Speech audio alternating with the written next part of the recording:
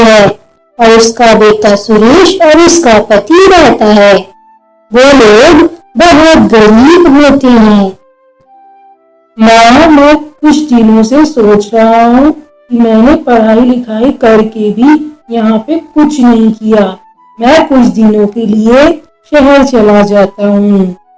हाँ बेटा, क्यों नहीं, तुम शहर चले जाओ और वहाँ पे अपना खास ध्यान रखना।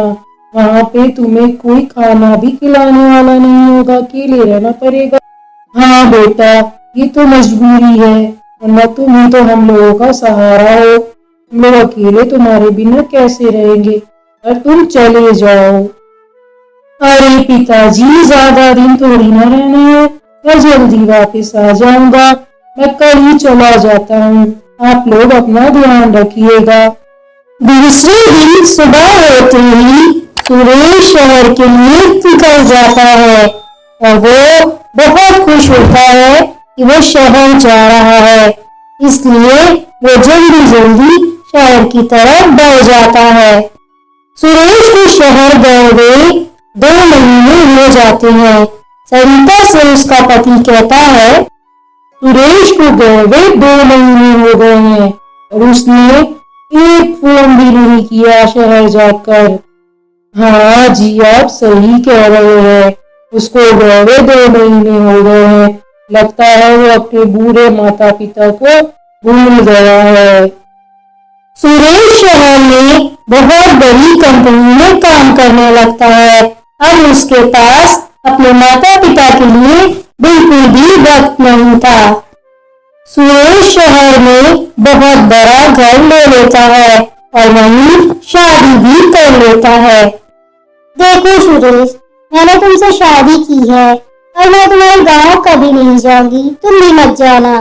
सुरेश की पत्नी नीलम बहुत बड़े घर की होती है।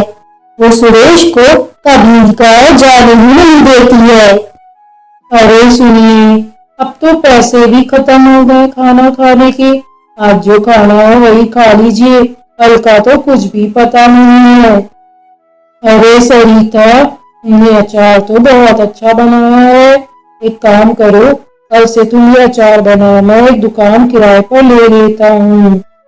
ठीक है, आप एक दुकान किराए पे ले लिए। अब हमारे पास और कोई रास्ता नहीं है। सुरेश को गए हुए 2 साल हो गए, वो अब तक वापस नहीं आया।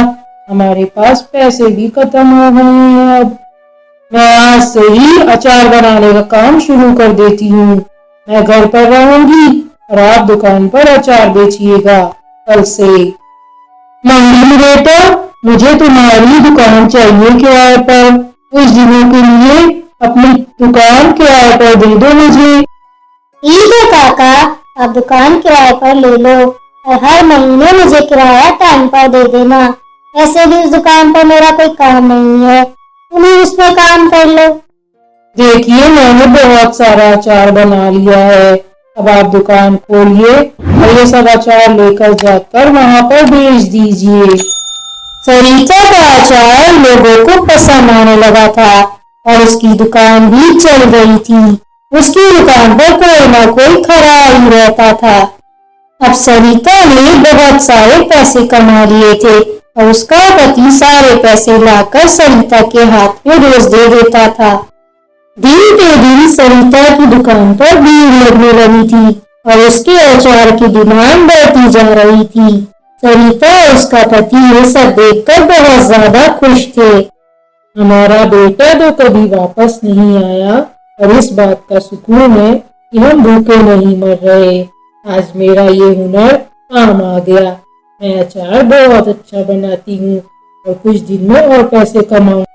हाँ सरिता, मैं सोचता था हमारा बेटा हमारा सहारा बनेगा, पर आजकल कोई किसी का सहारा नहीं बनता, अकेले ही सब कुछ करना पड़ता।